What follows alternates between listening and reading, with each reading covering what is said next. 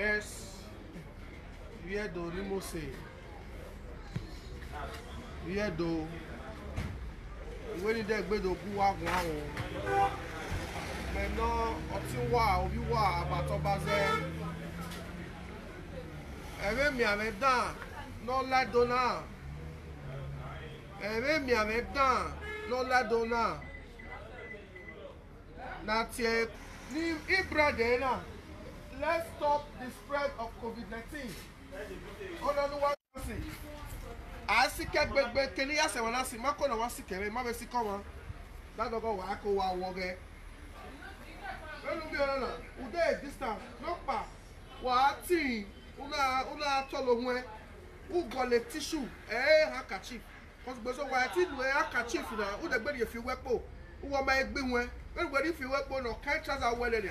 Where the way I fear catch before the birth your boy is a trouser or ya a tissue allo while the tissue the phone who ya to luwe who ya zio who ya a toilet who flush a the udoye a wakwe keke ogba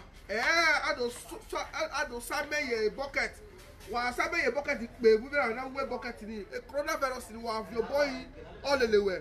If they bought a running tap, Ogba Lore kitchen, Ogba Lore toilet, wa body, or a many or to equa, so Corona ni, to stay here, boy.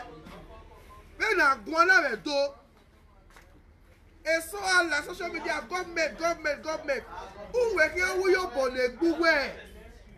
Because by the grace of God, I war Yahweh 14 days of a governor man isolation right here for a governor to boy Yahweh test or a governor test negative. When I advise away, New Year test negative now. Okay, New Year observe it boy for 14 days. Nebo self isolation. Or one office or came winner. Okay, winner. 14 days of Bade, I believe say from Akwe or Yakwe, a governor Odo Ladian, also Odo, so I give you the one, a dead bay, isolation period of phone. Only a word wow now when the dad get Joe Wire for 14 days, Uge Bue, Umatolo Hue, Umazi, Umame Fifa, a church, a Hiawe, who I warning for 14 days. Anyway, I do ya away. A coronavirus na tie corona ero egbe uga woge no we wanipu wa amwame yewe every masu no dogboma I go exist wanipu ni kwa amwame erado eso we mi ave government no eso we mi ave big men no eso we mi ave ebo no ona eme mi ave bo ma we ma ni yeho bo mwere mi ave no soe mana China ona soe e mani kabo travel o muere and e mani be muere ni mi ya e mana be rovie ami wa no mate ono ye webo agbo ya neru na ari China na ari America na ari England na ari Italy bona na ogitu a logo ruda ugbe so emi ave no ke ni luware uwe so all ye government ita ya message that way. Everybody stay at home to stay safe. Jowaya na we make na we oga. A disease now. When me ye they immunani me one nedo. Immunani one government. Immunani yagwa. Immunani mate media. When me ye 1 month iye ke get me iye owa la wa. But ọwọ́ agúnmẹ̀ díà ìmọ̀sọ̀làjà ẹ̀yà abúmọ̀sọ̀làjà bá yẹ́wọ́ náà gbẹ̀lẹ̀ níyọ. Ìyàwó fi ẹgbẹ̀rẹ̀ àwọn ọmọ ẹ̀dẹ̀gẹ̀ stop the spread of coronavirus. Stay safe and stay at home. Bẹ́ẹ̀ni àgbọ̀nà náà a government náà wẹ̀ ẹ̀wọ̀n ní búrọ̀ ní kẹ́wẹ́bọ̀rẹ̀ in the last 2 weeks. Akẹ́dọ̀ president kẹ́dọ̀ wípé ẹ̀wẹ̀ lè play ẹ̀ka kẹ́wẹ́bọ̀rẹ̀. Eso roni kewebore nia. Na tete brother kewebore, sister kewebore, aya alebuya we hotel, alebuya we wa, aya atuya. E government we du wa ropa gegi yo. Uga ho ma kewebore yege ne no ka gbe 15 days in e. ọmọ náà rí kú omi fún ẹ̀rẹ́ ènìyàn ìmọ̀lẹ́lẹ́rẹ́ ọ̀rọ̀ àpò omi ọ̀nà àtọ́lọ́wẹ́ àtẹ́tọ̀lọ́wẹ́ àmàmíwẹ́rẹ́ làdí ẹ̀lẹ́bọ̀ tiẹ̀ dry cough ọ̀nà ẹ̀bọ̀ tiẹ̀ dry cough bọ̀ sọ wọ́n sọ wọ́n àtọ́lọ́wẹ́ ohun ẹ̀ma ládìọ́ lè dry cough ẹ̀dí àwa gbé ẹ̀hó ọ̀wà ọ̀yẹ̀lọ́dọ̀ abálọ̀wẹ̀ ọ̀ẹ́dẹ́ gbé òwe fífà mosquito malaria so ọmọ akẹ́wé borí náà lè gọ́ọ̀mẹ̀ntì méjì àwọn ewu ọmọ ló kẹ́wé borí in the last 3 weeks in the last 2 weeks no lẹ́yìn no fear no don come a government way ọmọ náà kẹ́wé borí o ọ̀rídùú ẹ̀rá rẹ̀ ọ̀rẹ́ríà rẹ̀ ọ̀rídùú ìṣe rẹ̀ wàdó múẹ́ gọ́ọ̀mẹ̀ntì ní 280 places a bed near set up for isolation and quarantine able to quarantine. Government don't know where I'm but they are not observed for 14 days. Woman are sure we able to symptoms as a way I know what. So area data Google do zena. If you data here with Gotia Gua. If you go Gotia Gua, if you do what Google na, because all I don't know. Well, we have not sure you be teach recently here. I want to hospital on way egbe mara yen. Doctors now know way they can know you in the last 1 month away my year away redo. Ona wa toge, ona wa time the doctor I doctor na wa fi gbo. They be na doctor know in a way they can look at the here weekly, always Germany, always Spain, always America, always Canada. Then a doctor ni here no okay. A case you were now, and I can say malaria, and I can say typhoid. The material and here to handle well. Any doctor, a doctor from that year, NCDC, Nigeria Center for Disease Control. I don't see a day. Any to learn the World Health Organization. Any dog ballet near to a full kit. Any dog ballet a day. You can take a sample there. I don't know you can quarantine. Or quarantine, I don't know you are. I came out of it. But so there is a blood already there, but so I positive, but I favor Nigeria manager, my favor, every year of Billy. The immune system well, I'm not who are. If you see someone, I don't know whether we will have a complication. And when you put failure, when you book up test positive, today they are not negative. Then it's not easy, I will really negative. Now the okay, oh, Mario, I do okay, malaria no, a fever no, I don't treat you, say. On the again, I can't about it, even 1 leg, you know. When you carry about any, why I saw me take away. Or a man, Panya, or Havana, my do meeting with Governor Edo State. Make a meeting, or let me not do meeting. Or one my eye, man, I connect through the internet, they both a Zoom meeting, Zoom conferencing, and my connect. A governor, even the governor Guimagua man in a meeting, and you make go and hectic one, and you make go and handle a different a government yet. Yeah, Matana, and you have Guimagua.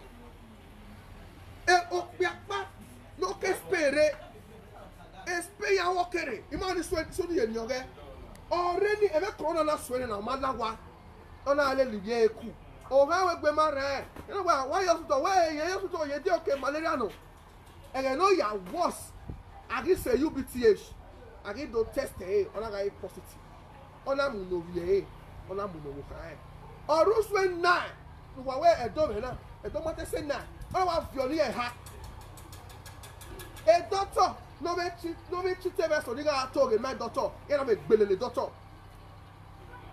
So, you we have a doctor.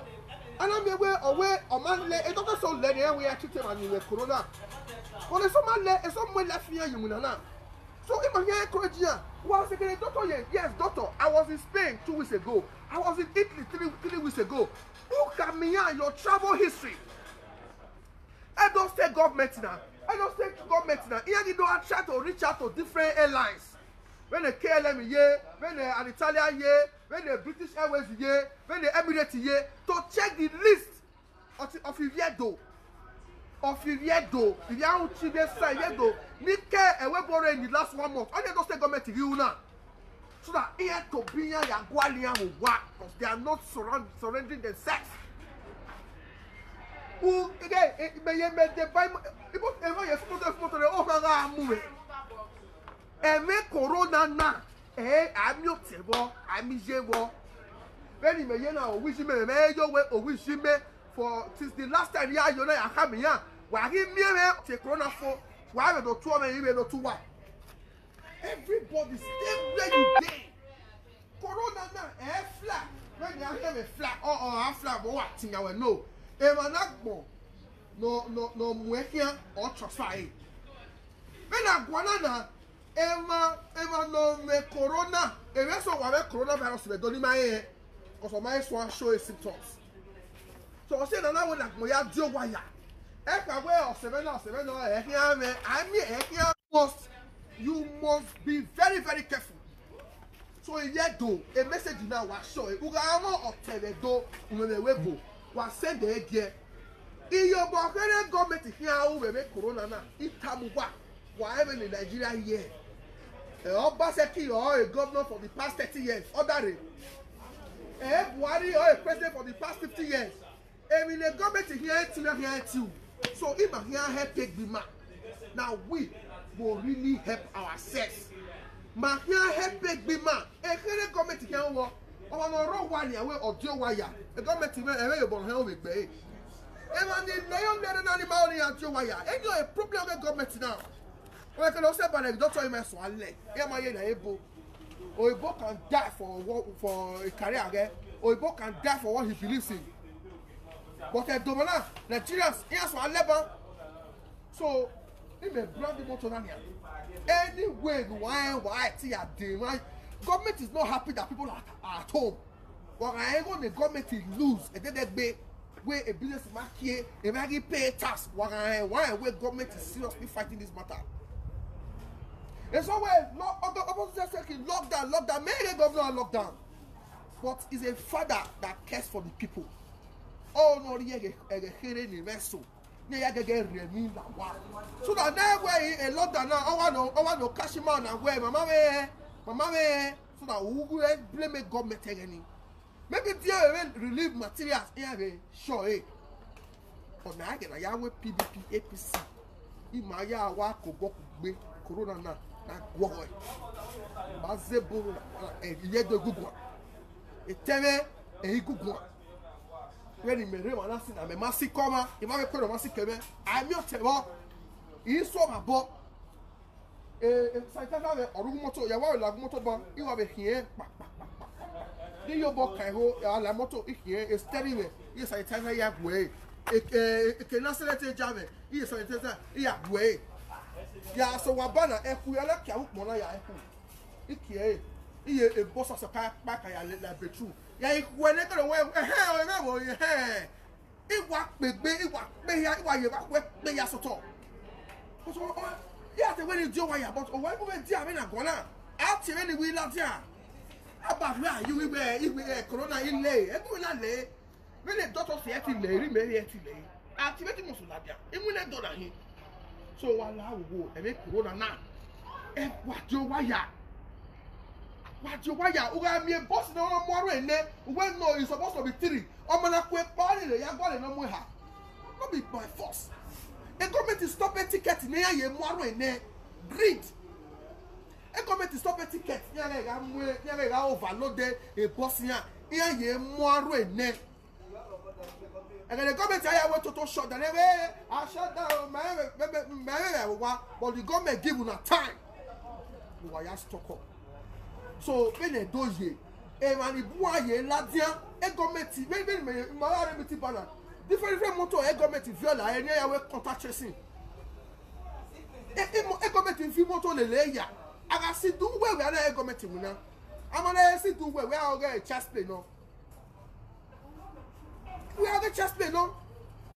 A government to go in my on a contact with social person. Also, you must be very, very careful. Let me or where I read to here. A boy I take Gualuwe or when I were better. So if you have the means, stay at home. It's somewhere I want to go find food for outside. I don't know where you're going. I will corona way